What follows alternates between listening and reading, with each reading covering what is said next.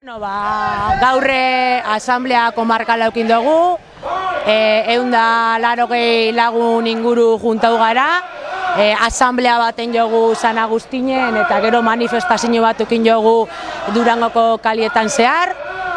Honekaz, hasiera emotie gure geuntzen, greba orokorrerako preparazio lanei, ikusten dozuen moduen jentie gogotzu dabil, jentie borroka iteko gogue dekoz, eta gaur aho batez asamblean entzun izendana, da, greba hori, 26ko greba hori, inoz baino bierrezkue dala.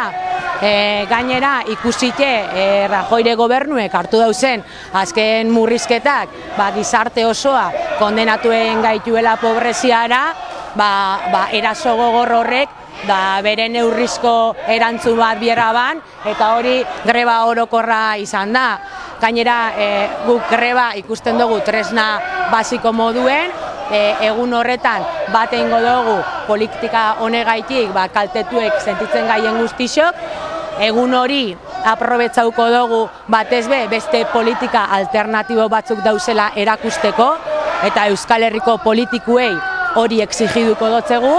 Ganera, petzetan dut, ikusite ze salbuespen egoeratan gauzen, guk subiranotasunaren printzipioa defenditzen dugu, baina baita ere ikusite zein larriz edan situazioe, guk desobedientzaren printzipioa bai aldarrikatzen dugu.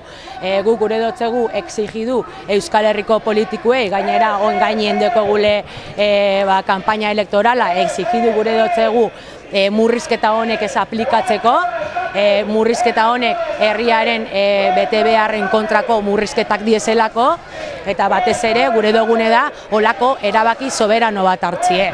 Eta beraz, alternatibak dauzen moduen, ikusten dozuen moduen hemen, jente gogotzu borrokaiteko gogu edekoz, eta hildo honetan prestatuko dugu 26ko greba orokorra.